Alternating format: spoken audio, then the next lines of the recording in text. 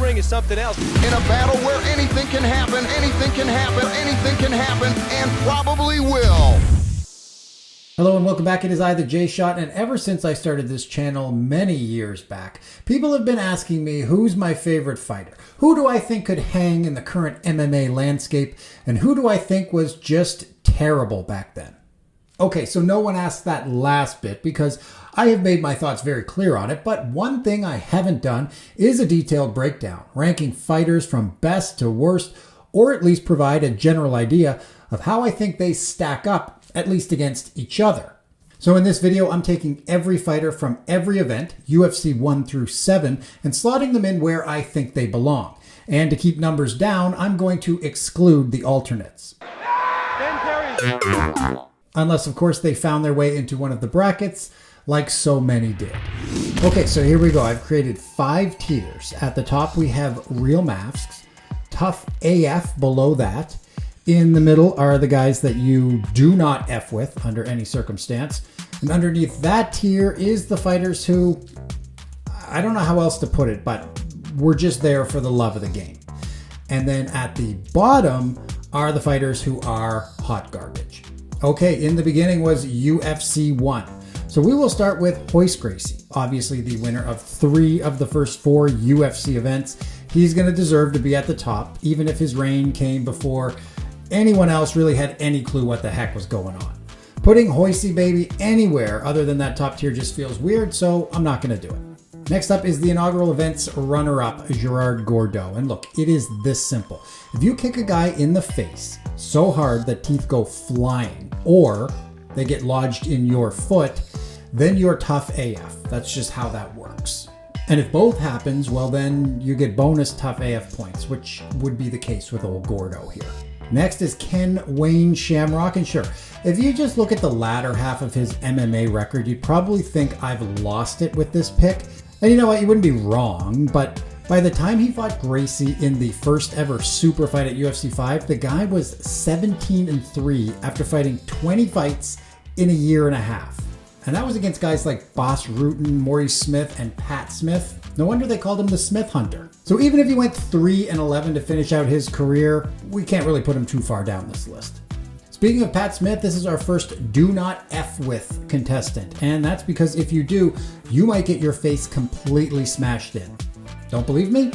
Just ask the Ninja Scott Morris. At UFC 2, he came to win, but settled for remaining alive, which easily could have not been the case had Mr. Smith not simply chosen to stop beating him to death.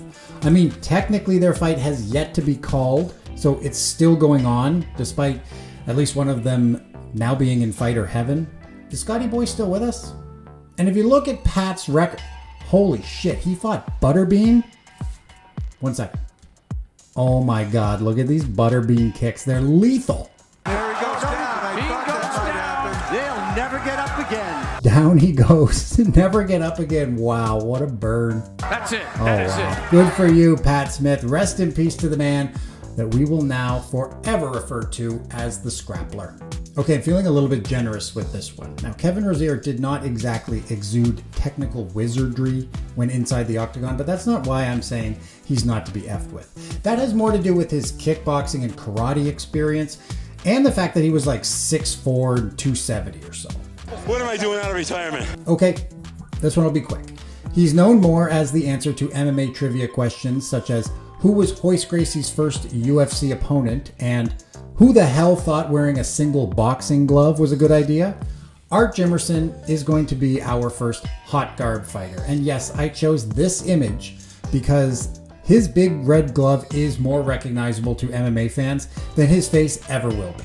And you know what? I hate to do it because he's a cool dude. But Bill Superfoot Wallace spent more time trying to figure out how to say Taylor Tooley's name Taylor Tooley. than the sumo champ actually spent inside the octagon. So he's got to go on the bottom tier as well.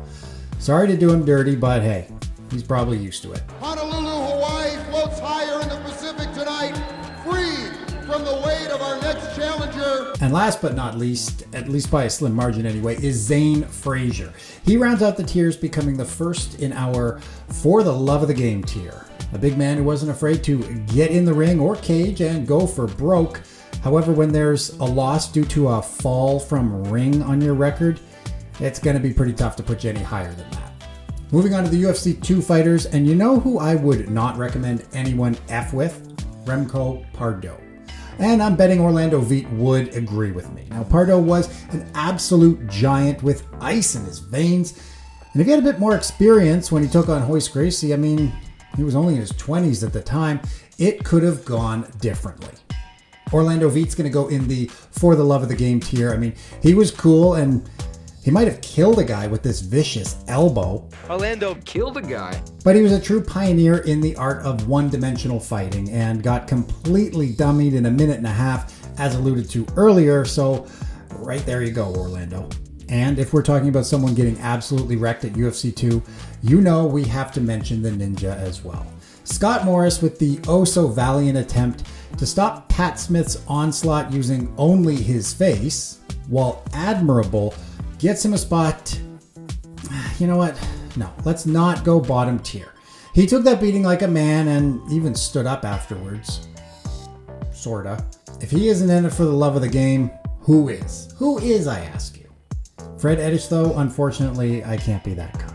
Now, granted, he was thrown in as a last-minute replacement, and the black belt he wore was probably just an extension cord, but those kicks will get you a one-way ticket to the hot guard tier real quick.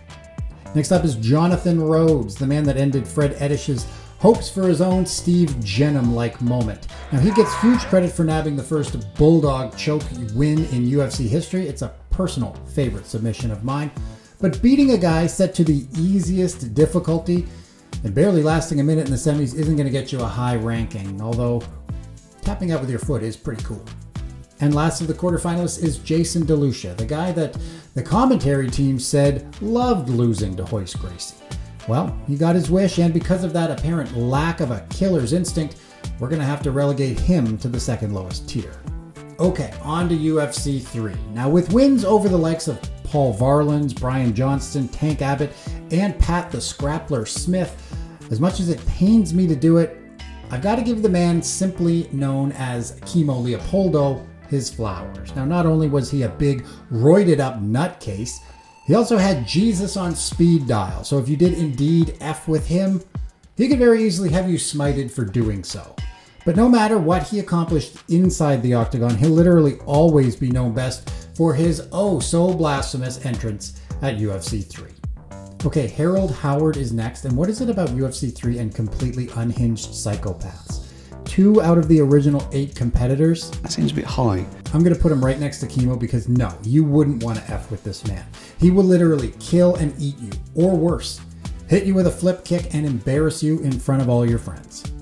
His opponent, Roland Payne, despite having a really cool name, is not getting the same ranking. Now, if he lasted more than a minute or had, a second fight ever, then maybe he'd go up a notch. But in this case, I'm basing his placement solely on the fact that he probably met and looked Harold Howard in his crazy eyes the day before and didn't rethink all the decisions that brought him to that moment. So, credit where it's due. Christoph Leininger, he lands in the same tier, but he's sort of straddling the fence. He had some legit grappling skills, but last time I checked, this wasn't sorted martial arts. It's mixed martial arts. Okay, now we've got another tough math right here. Killer Keith Hackney. Now, I remember watching UFC 3 when I was like 9 years old and being completely certain that I was about to watch a grown man get inhaled and digested. But then something magical happened. Hackney took the fight straight to the human equivalent of Bowser, and he didn't need a mushroom or a fire flower or anything. His hand would be more than enough. Until, it was shattered into oblivion and he had to withdraw. But he'd be back at the next event, somehow, just 3 months later. Again, any argument? He's tough AF. And what more is left to say about big Emmanuel Yarborough? He wasn't a fighter, barely even a sumo wrestler. That was sumo! But he tested himself in combat 3 times and even got to use his signature finishing move once to get a dub, so there's that. But hey, what else is the lowest tier for? And the night's first alternate, Felix Mitchell, might have found his way into the win column had he been part of the quarterfinals, But stepping in cold against Shammy is a tall order, so we're going to put him in the love of the game tier. But the second alternate, the man who did it like no others, Stephen Jenham himself, well, we've got to move him up the ranks just a bit. Now, he was billed as being a ninjutsu stylist, which back then sounded super cool and mysterious. In reality, they were just guys who already knew well in advance to train all aspects of fighting rather than just sticking to one discipline. What a concept. On to UFC 4, and let's start with a heavy hitter. Figuratively, I mean. It's the man who made soaking wet gray t-shirts cool, Dan the Beast Severn. There's nowhere else to put him but in the top tier. He was dominant back in the day, a day that spanned 3 decades, where he won like 100 matches. I mean, it sounds crazy because it is. Anyways, that'll get you a spot alongside the real MFs. His opponent in the opening round, though, not so much. Anthony Macias got dropped on his head. And I'm not talking about his fight against the Beast. I think he must have been dropped on his head at some point in his life, which then made him think he could fight professionally. He found some success in the beer leagues, but that was only after he threw a fight at UFC 6 and was never brought back to the big time. And yep, that's Anthony Mad Dog Macias. Hot garb. Milton Bowen might be the nicest guy on the planet, but he sure looks mean as hell. Now, ordinarily, I'd say if you were a one-dimensional fighter, that's going to be a knock against you. And, Melton wore his one discipline right there on his shirt. But I'm making an exception here because I guarantee he doesn't even need working legs to destroy half of the world's population. Which brings us to the biggest shitbag of the whole list, Joe Son, a walking turd who was gracious enough to bless the world with Joe Son Do. The martial art where you just lay on your back and get your balls pulverized repeatedly. Now, if I knew how to make one more tier for just total scumbags, he'd be below Hot Garb. But I'm really not that good at this, so just pretend he's even worse than the terrible ranking that he got. Oh, and don't forget that he once submitted due to terror. Ooh, the Black Dragon. Now here's a palate cleanser. The best dressed man maybe to ever compete in the octagon, and doing so at 51 years of age. Ron Van Cleef, this guy's a legend and a real builder of the sport too. He might have only had the one MMA fight and it was a loss, but he deserves all the respect in the world. He's as for the love of the game as it gets. And last up is the caterpillar or butterfly or something equally not at all intimidating. The grasshopper, Marcus Bossett. Marcus Bossett was in for an injured Steve Jenham. Hey, even alternates need alternates, I guess. But he was fed to the Beast, who choked him out in less than a minute. So he would return as an alternate at the Ultimate 96 and lose again, but I don't know. He's a hard guy to hate, so positive and yeah, so another one for love of the game. On to UFC 5, and alright, now I know this might seem a little strange because he lost his fight in less than 2 minutes, but Joe Charles is definitely in the do not F with tier for sure. For one, his opponent was Dan Severn, and B, if you saw his first fight, an alternate eliminator against Kevin Rozier at UFC 4, then you'll know why I feel this way. Plus, he's the ghetto man, and who would F with someone nicknamed that? Not me. Okay, next up is perhaps the realest of them all, Oleg Taktarov. He came all the way from Russia, and before even checking out Mount Rushmore or the Empire State Building, or even a McDonald's, he stepped into the octagon, and just like the ghetto man, if it wasn't for the Beast, he would have ran amok immediately through the UFC 5 bracket. Now, in the Russian Bears case, he'd just need to wait until the next event to get his hand raised at the end of the night, and would later go on to prove that he had the best acting chops of any former UFC fighter, which, as we all know, well, is not really a high bar by any means. Ernie Verdicchia. Oh, poor Ernie. I'm going back and forth on which tier to put this guy in. I mean, he didn't really get a chance to show what he had, so who really knows? The fact that he made this joke before competing in brutal bare-knuckle combat does earn him a point or two, though. All my entourage are licensed EMTs and paramedics, and my opponents are going to need them when I'm finished with them. Okay, we'll kind of do two at once here. So Larry Curitin and Todd Medina, they fought in the quarterfinals, and Todd got the win, so you don't have to point that out in the comments section. But you can if you want, because I'm going to list him officially as Hot Garb. Why? Well, call me crazy, but I don't love how he claimed to be a Jeet Kune Do fighter. Yeah, that Jeet Kune Do. And really was just a roidy Magoo who had absolutely no skill or technique. He was headbutting, for crying out loud. Unlike Larry Thunderfoot Curitin, who might not have had any grappling skills, but goddamn, who would F with this man? It's been said that anytime one of his kicks landed flush, an angel lost its wings. It's a real shame the fight went the way it did, but hey, at least we can sort of make it right now, 30 years later. Oh man, UFC 5 really was full of dog shit fighters, wasn't it? The giant with an attitude, John Hess, is next. Easily the worst nickname that any fighter had until Jesse Waterbongfeld hit the scene. Maybe I should do a nickname ranking. All right, that's a little off topic. But the giant with an attitude, John Hess, I hate this man so much. From his stupid hat to the dumb shit that comes out of his mouth. I'm from the Safta Fighting Center. I'm here to break people. To his claims that he created a martial art, which is just pummeling down on the top of his opponent's head because he's, again, a giant with an attitude. He's the worst of the early days, and that's why he's landing straight in Hot Garb Hotel. Andy Anderson isn't much better in that I don't think he actually ever trained in any sort of self-defense whatsoever. But he went in there against a big dumb ogre and likely would have gotten the dub if Hess hadn't repeatedly reached out and tried to touch his brain through his eye sockets. Now technically he's also Hot Garb, but considering he was in the audience at a prior event and he provided the ring card girls for this event from his totally nude steakhouse, which is a real actual business apparently, I'm going to bump him up to the for the love of the game tier because clearly he did. Okay, last up for this event is another palate cleanser.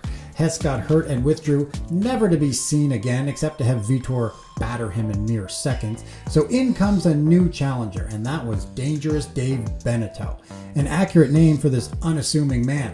He didn't have to act tough or even pretend he invented a new martial art. He just went in there and took care of business. 21 seconds in the reserve bout, 2 minutes in the semis, and held his own against winner Severin. He's not only dangerous, he's tough AF. Time for UFC 6, and alright, so credit where credit's due. David Tank Abbott deserves to be way up there. Not only was he not afraid to fight literally anybody, and did so with far less talent than half the guys he took on, but when he won, he always did it in spectacular fashion. Like the time he KO'd the apparently 400-pound John Matua, who looks like a sledgehammer to the skull, wouldn't even faze him, let alone knock him out. Yet here was Tank, sleeping him in a mere 20 seconds. Now, most of the competitors weren't ready for a hard hitter like Tank, so he gets the tough AF treatment, while Matua is, well, we're going to make him a for the love of the gamer.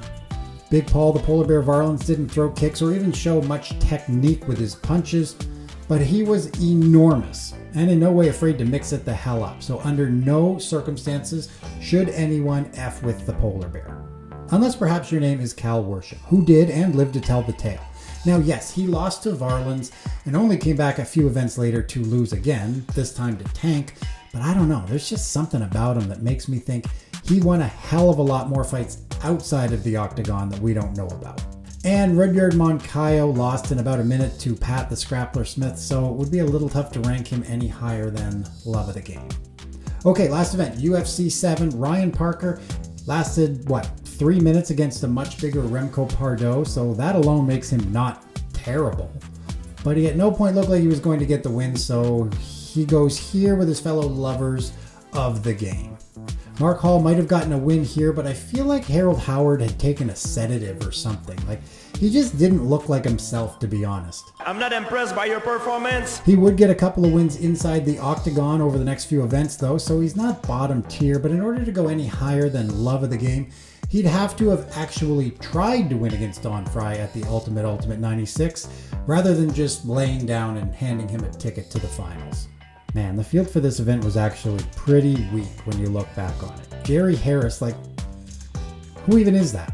I know I watched this, so I should probably remember something about him, but I don't.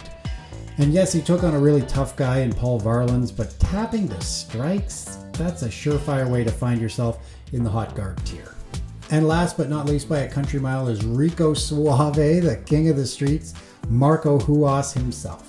He came, he saw, he waited one event, and then he conquered, getting a pair of submission wins en route to a TKO against the Polar Bear for the title. He joins his fellow champions in the top tier. Okay, that's my list. Am I spot on with my analysis, or am I just completely out to lunch? Let me know in the comments section below. As always, I'm the J-Shot. Thanks for watching, and all the best.